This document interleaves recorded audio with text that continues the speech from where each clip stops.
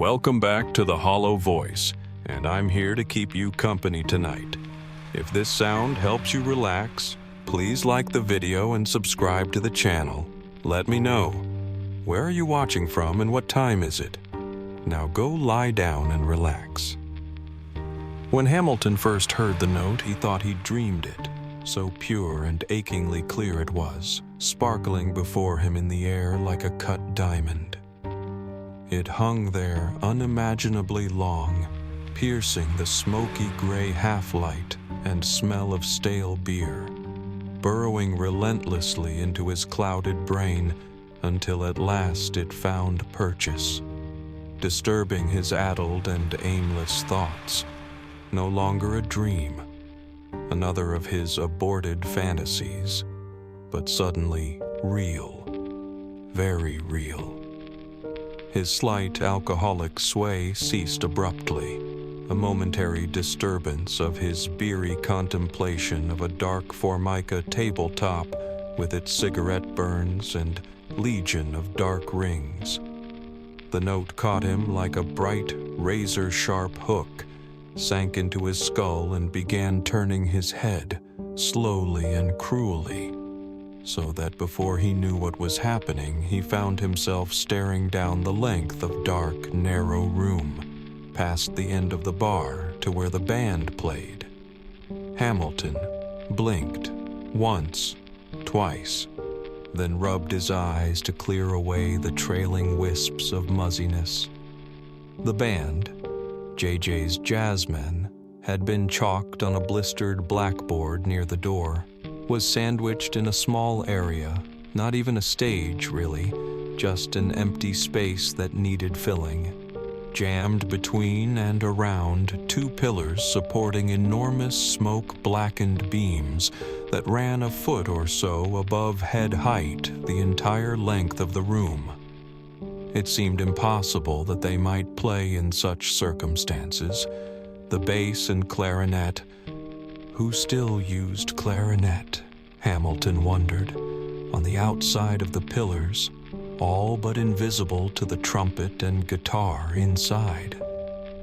Yet the players seemed as oblivious of their surroundings as the bar's other patrons, their music reflecting this indifference, listless and dull, a minimum of energy expended, empty, mechanical playing.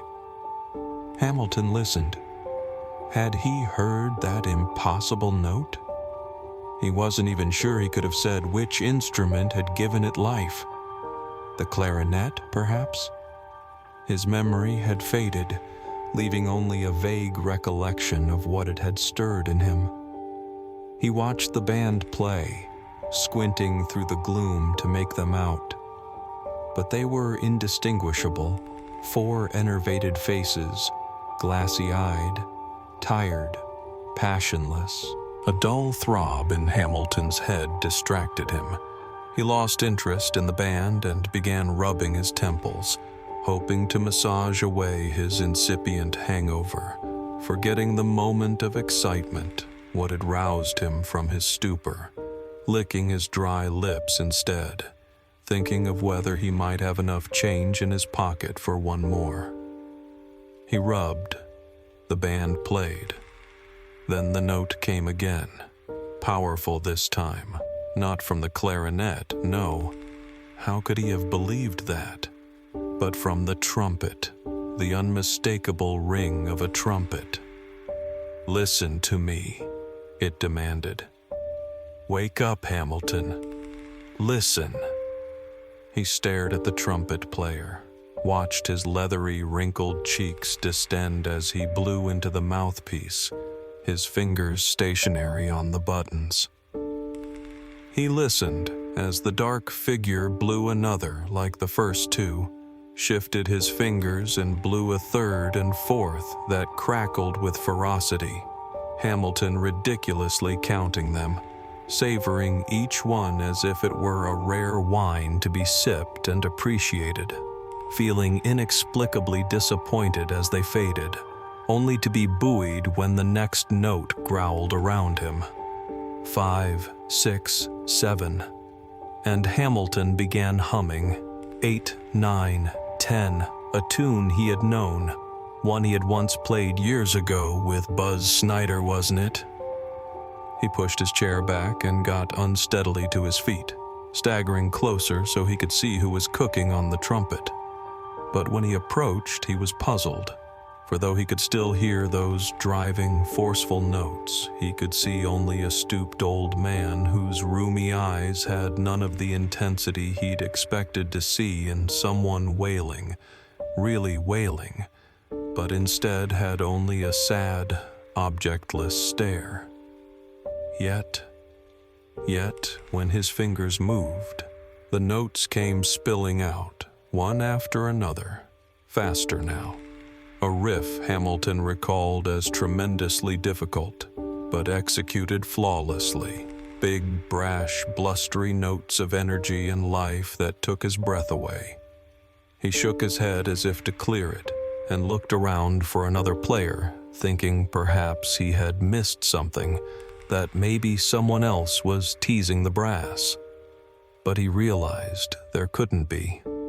He knew this bar too well, every dust-covered case of empties and rotting ceiling tile long ago cataloged in his memory. There was no one else. Hamilton took a step closer, now uncertain, hearing those startling notes but unable to connect them with the man before him. He collapsed at the table closest to the band.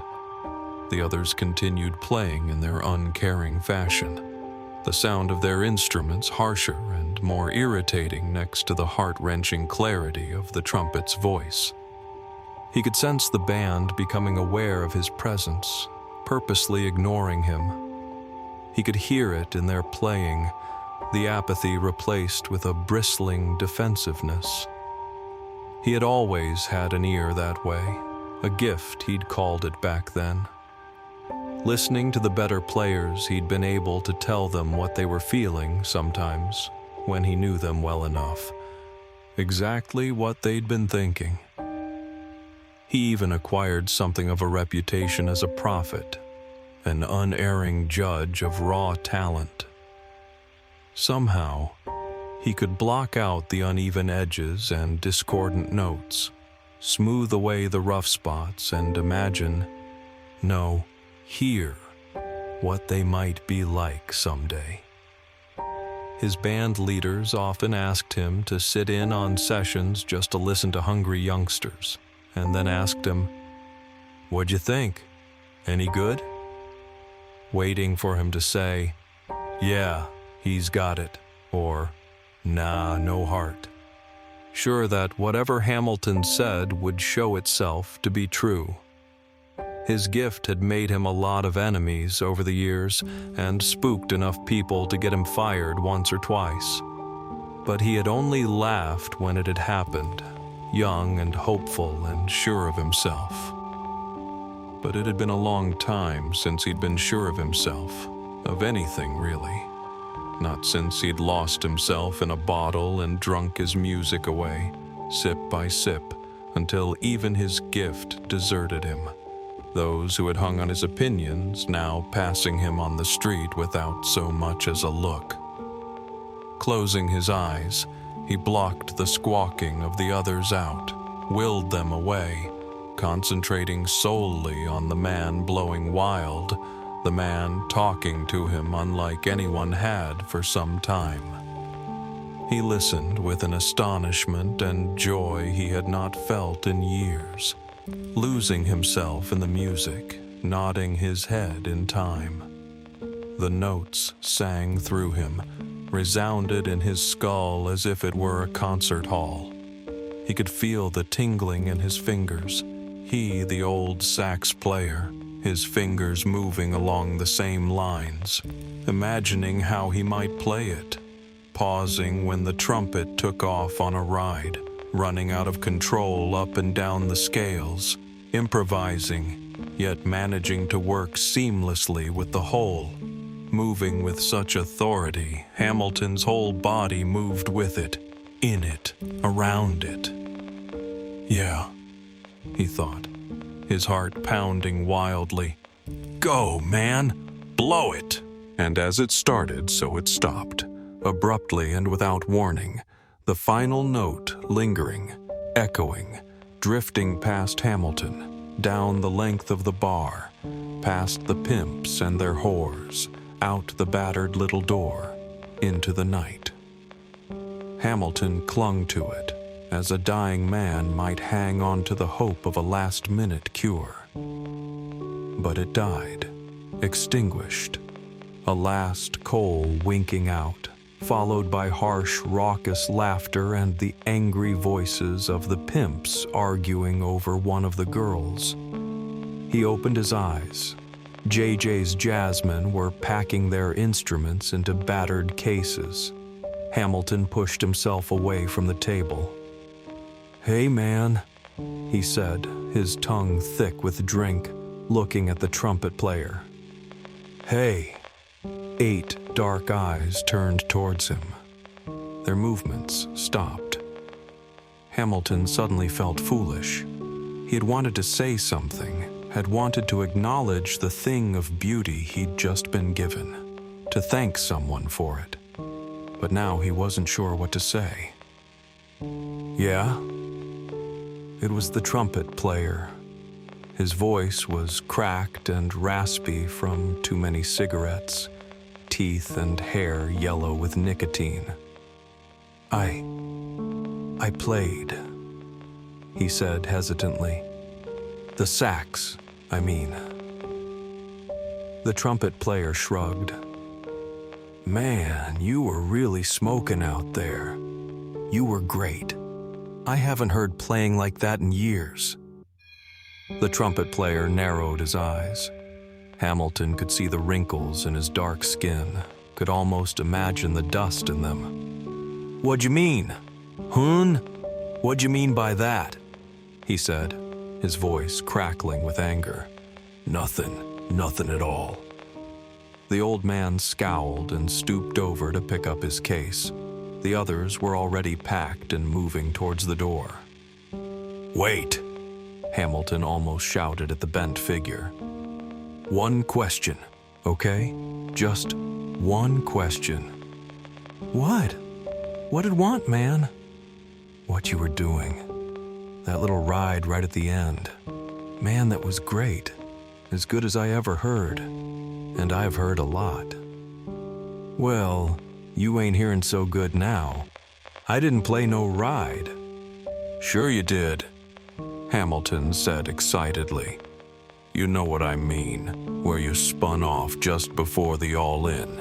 You know," he said again, and began humming it as best he could, though he had never heard it before, trying to recall every note of that unlikely improvisation.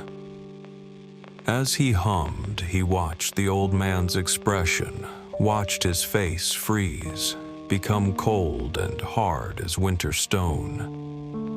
He stopped humming.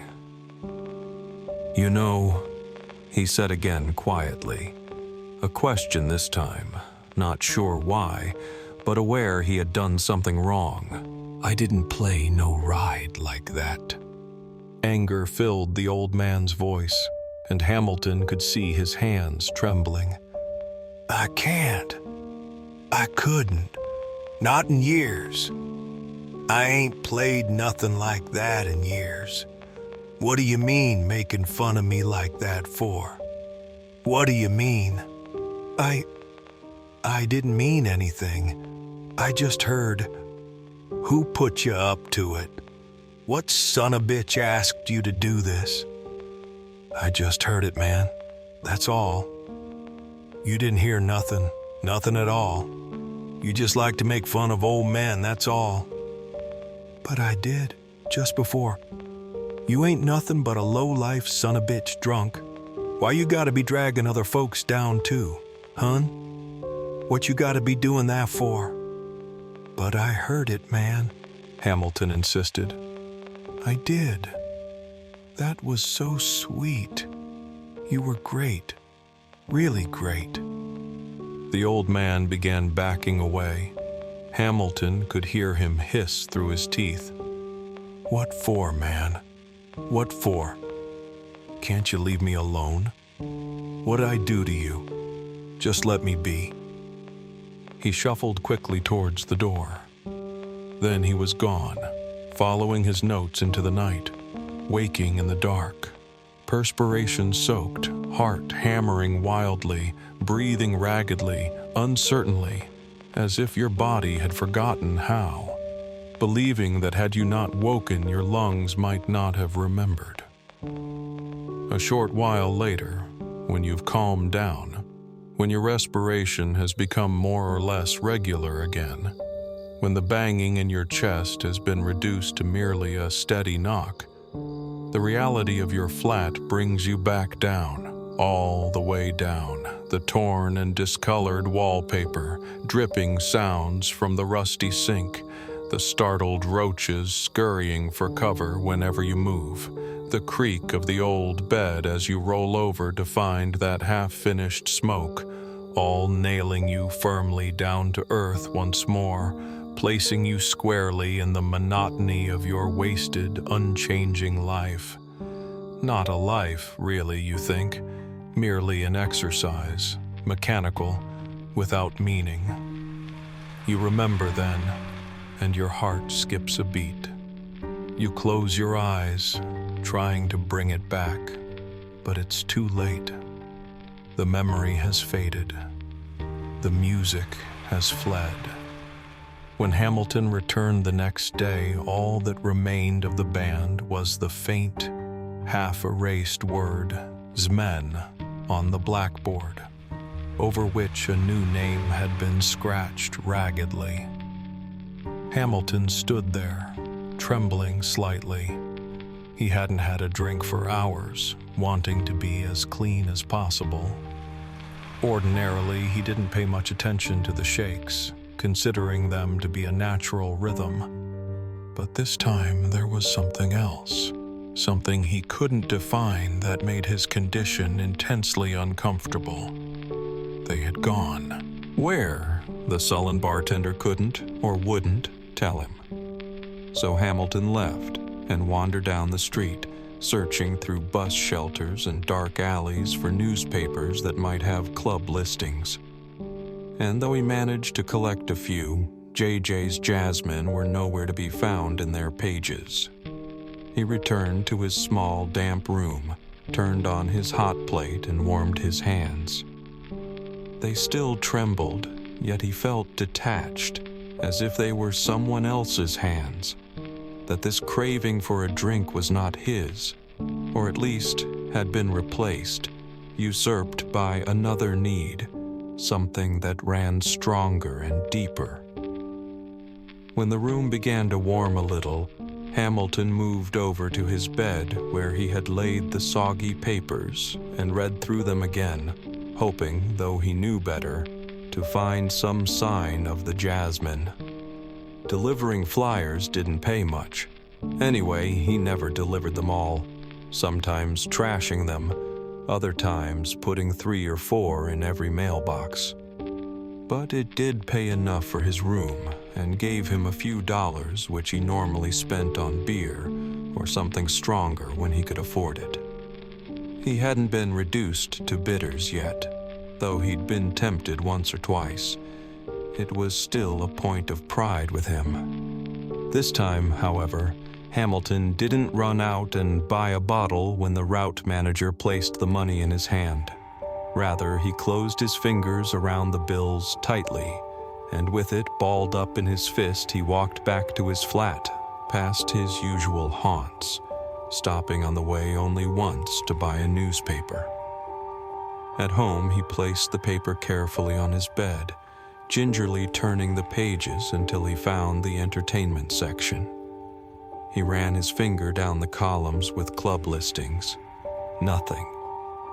He guessed they were a local band. With the exception of the trumpet player, they weren't talented enough to be anything else. He searched again, this time noting all the clubs that held jam sessions. He carefully folded the paper, moved it to the end of the bed and laid down next to it, shaking slightly, sweating despite the cold. Hamilton began with the local clubs. He spent the first few days drifting from one bar to another, managing to visit 4 that were within walking distance. There were 2 or 3 others he would have liked to go to, but he didn't think he would be able to get past the bouncer, or at least not looking as he did. Besides, he reasoned, a band like JJ's Jazzmen would have been as welcome in those places as he was. But who could tell where they might surface next? Jams seemed the most likely, but when and where was difficult to say. Most sessions were held only once a week in each bar, and though Hamilton looked and listened intently, he saw only hungry young musicians paying their dues, unable to find any trace of the jazzmen.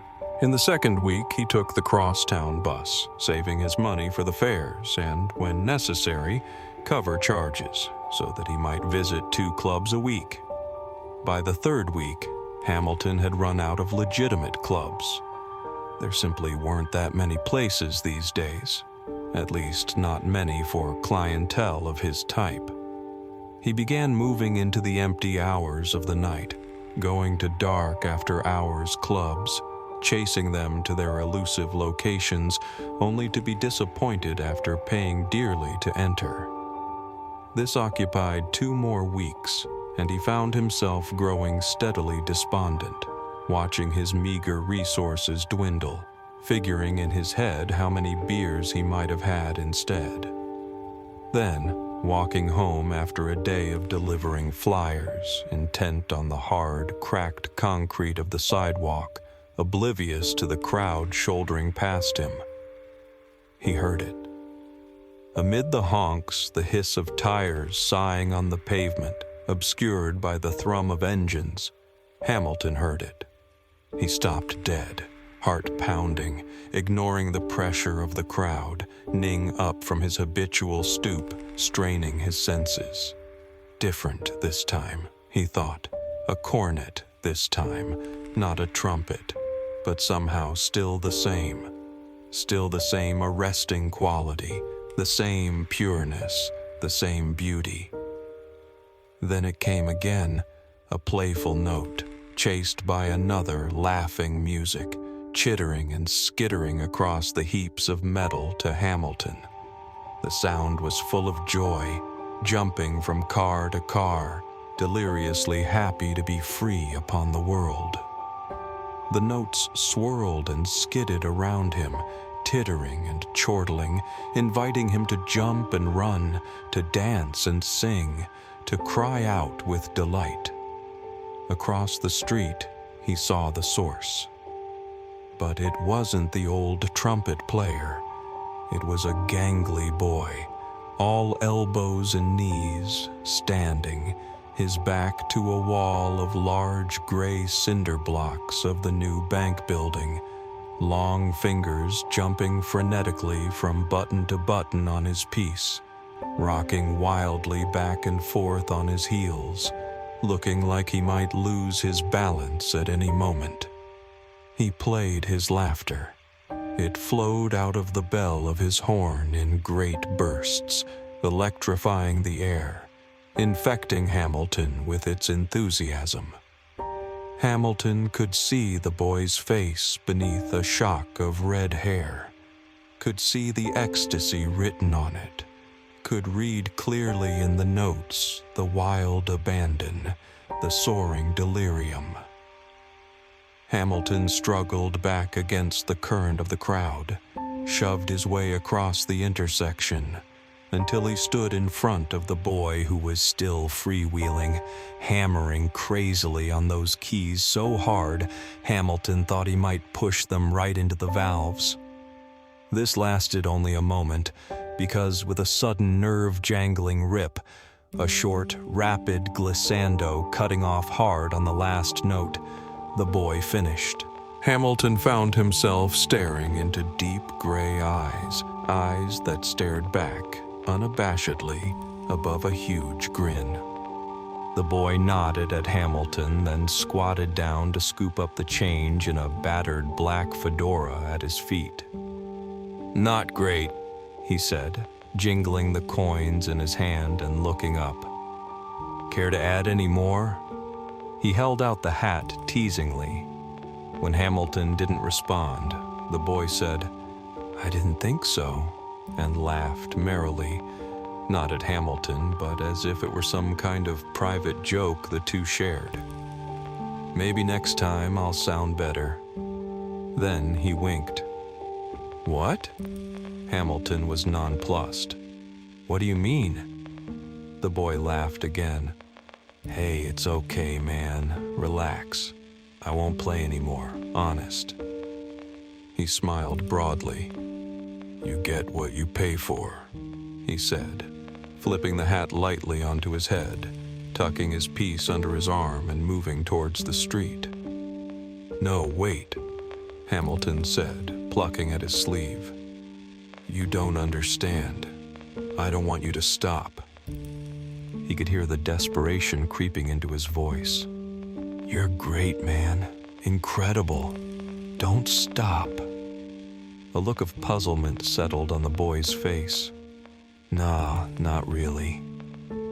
"You are," Hamilton insisted. "I could hear it. You could be picking your gigs. You could pick your bands. People would be begging you to let them play with you."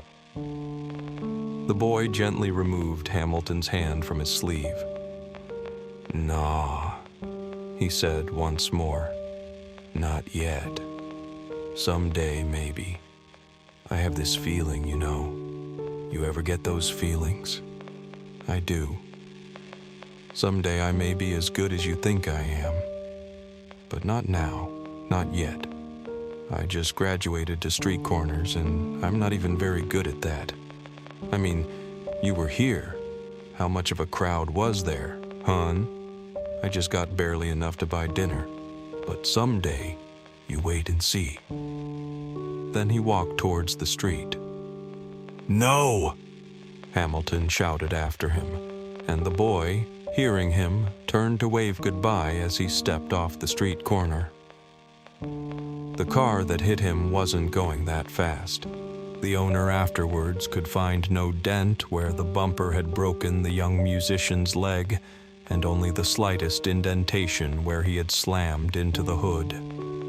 Hamilton ran out into the street. The boy's leg was twisted beneath him. His expression was dazed, unfocused. Hamilton knelt down next to him, cradling his head. Beneath his left hand, the boy's temple felt soft and sticky. "Shit. Oh, shit," he said under his breath. Then, "You're going to be okay," trying hard not to shout. "Hang on, man. Just hang on." But the boy's head lolled indifferently from side to side, blood trickling down his jaw and dripping onto the cold pavement. Hamilton wanted to say something to comfort him, something that might put him back together, to straighten his crooked leg, fix his broken head. "God, that was great work, man," he whispered. "Unbelievable. I never heard better." The boy's head stopped moving. His eyes wandered for a second, then paused at Hamilton's face, tried to focus. "Yeah, man. You're some player. I wish I could only play half as good." Big sea-gray eyes, innocent, untried eyes, stared at Hamilton. "Shit. You could be playing anywhere, man. Anywhere in the world. You don't need no street corner. If I could blow like you, man, I sure as hell would be somewhere else." The boy's mouth opened slightly and a bloody bubble formed. Broke. His lips moved, but no sound came out. Yet Hamilton could read the eyes, knew the words those lips formed. "Me too," they said. "I wish I could too." When the ambulance finally arrived, Hamilton had been pushed to the back of the crowd by urgent hands. He stood there, no longer able to see the young man, rubbing his hands harder and harder on his frayed, bloodied pants. Dark, thick glass you find on the bottom of a bottle. Comfortable, cool. It swung in its own way, played its own tunes. You could look at the world through it between swigs.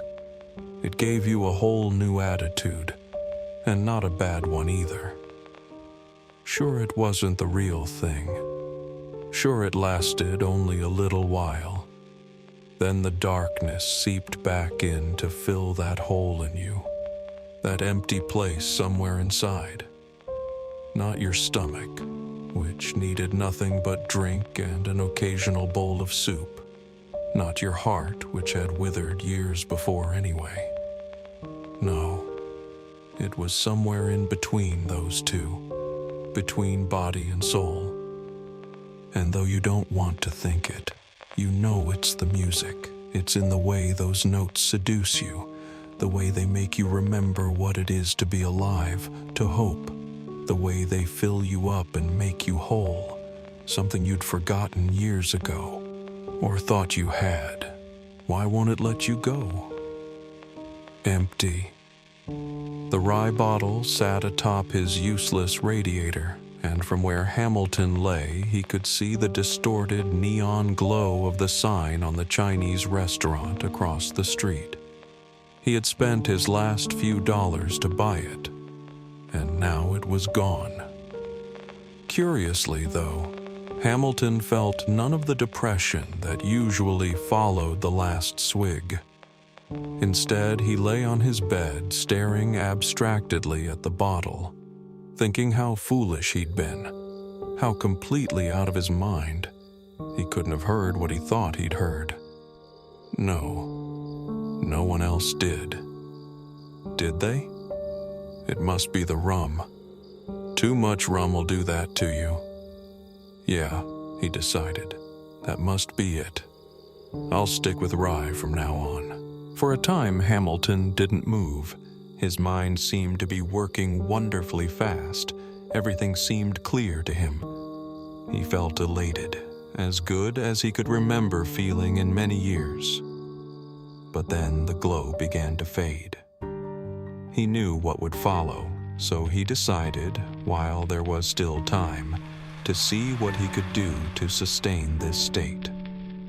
There was a bar not too far from here where, 2 weeks before, he had gone looking for the Jasmine. They didn't know him there. He might be able to cadge a few drinks. Anything seemed possible tonight.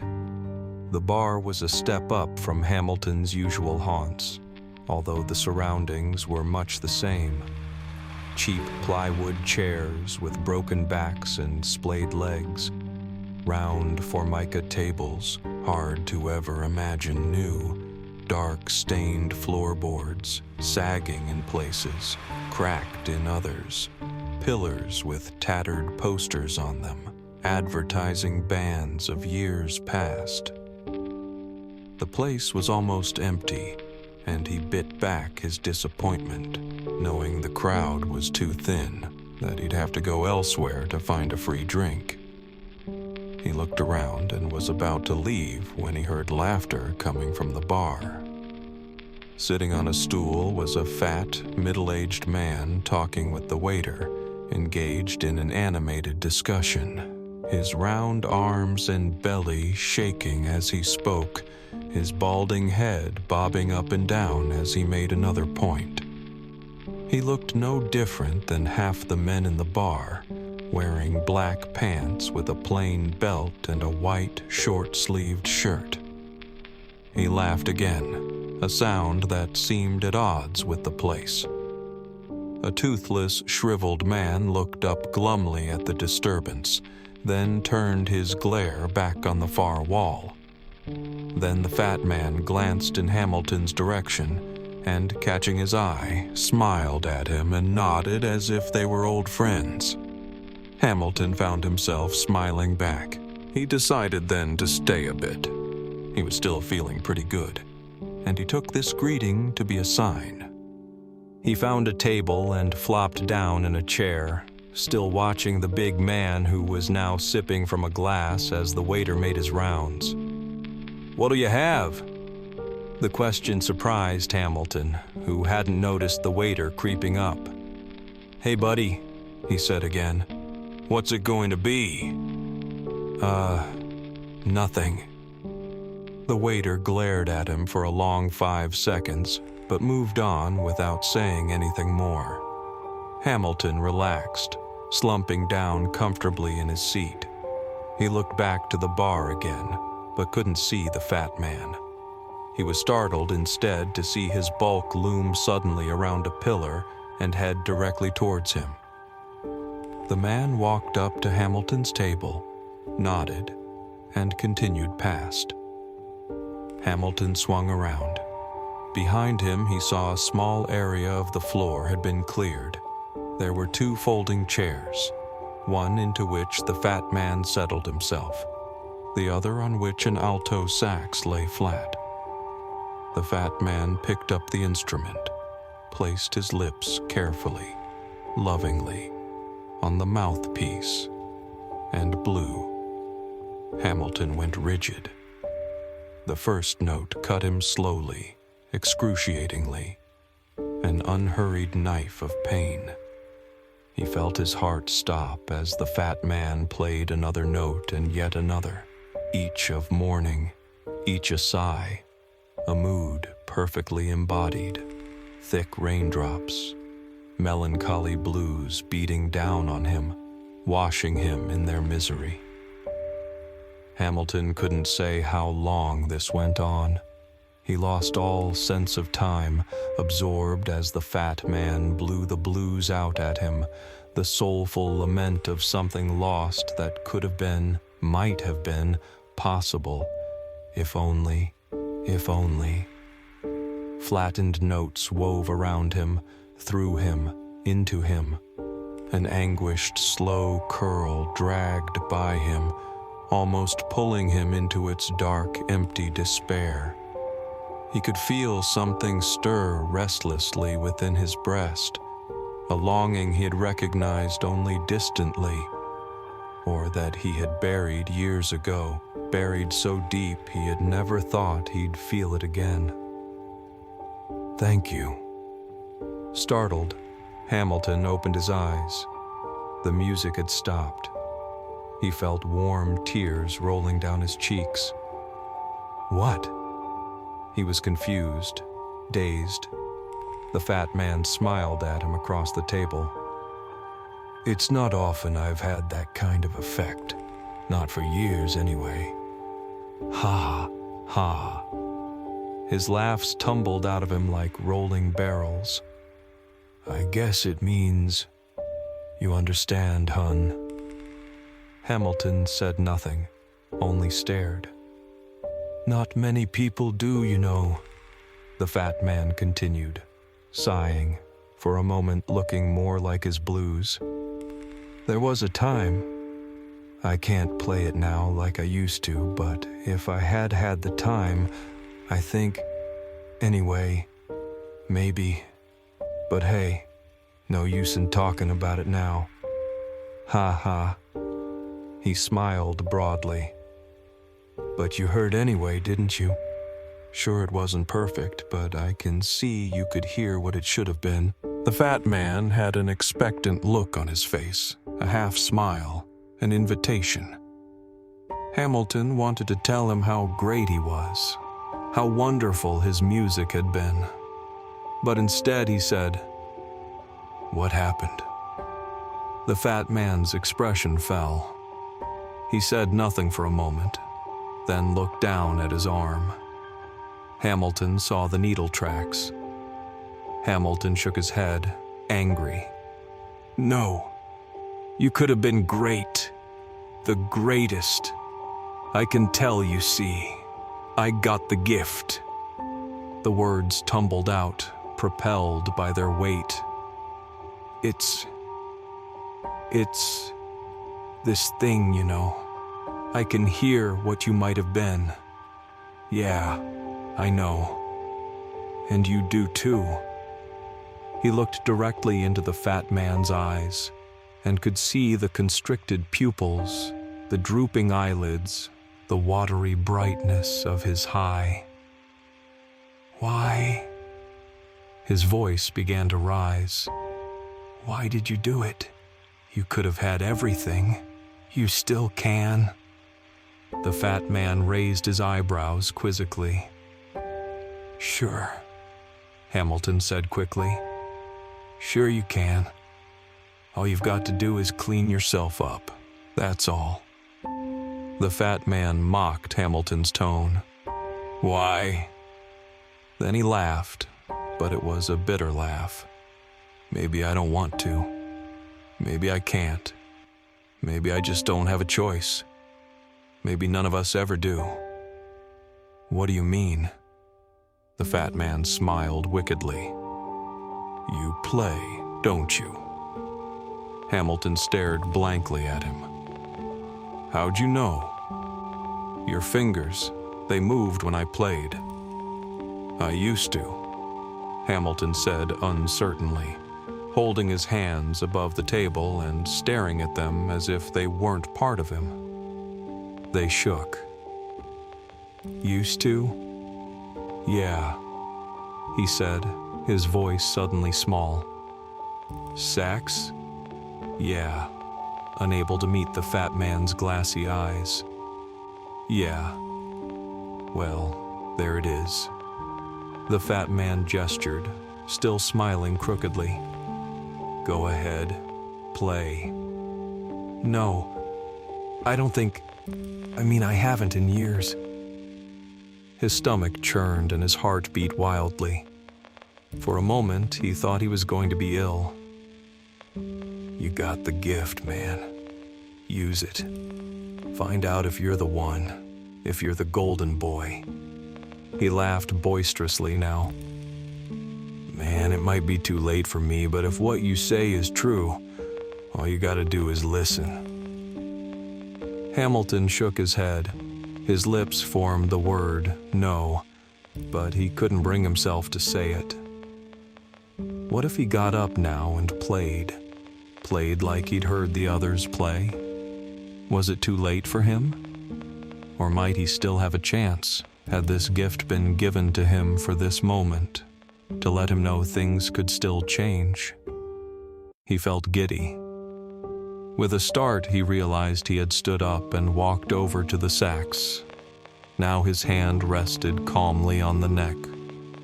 Go on, man, go on, the fat man hissed. Go on or you'll never know.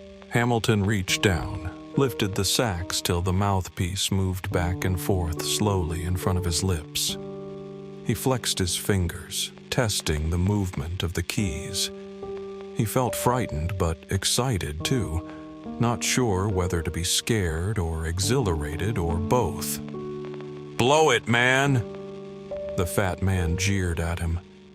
Hamilton hazily aware of the mocking tone, but no longer caring.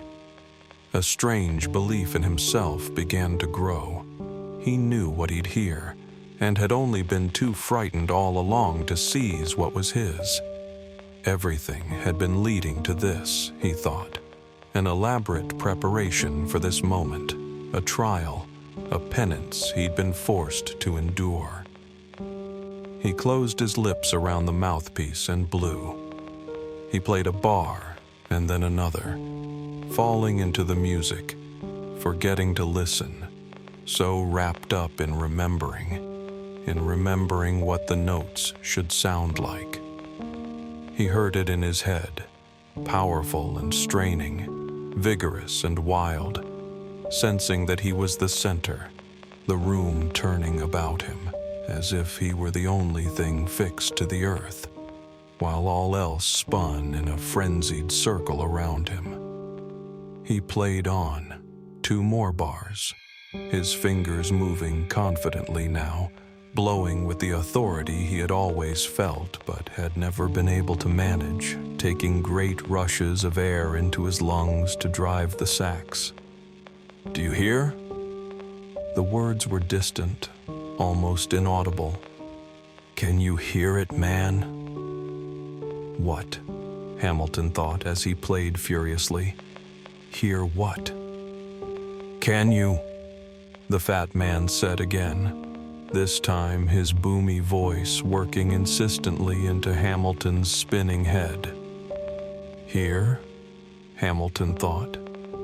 He listened to his sweet notes, yet somewhere he heard squawks and skirls, nerve-jangling transitions that jarred him, that assaulted his ears and made the hair on the back of his neck stand up. Distended, laboring notes, twisted, mangled creatures. He was puzzled, confused, and paused for a moment, dropping a note, and the irritating noises also stopped. Hamilton blew again, but now he was tentative. He could feel perspiration gather on his forehead with each bent sound. No, he thought. Please, God, no. A lump formed in his throat, making it difficult to play, making him gasp for air.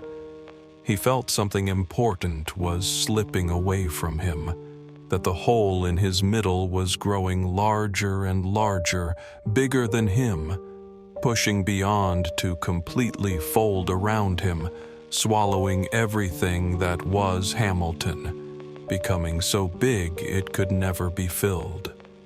He felt himself lost, disappearing. The sax slipped from his hands and fell to the floor with a clatter. The bar was silent. Hamilton stood over the instrument, head hung, heart stopped, seeing only that dented thing, that golden sax, a dying animal lying on the floor.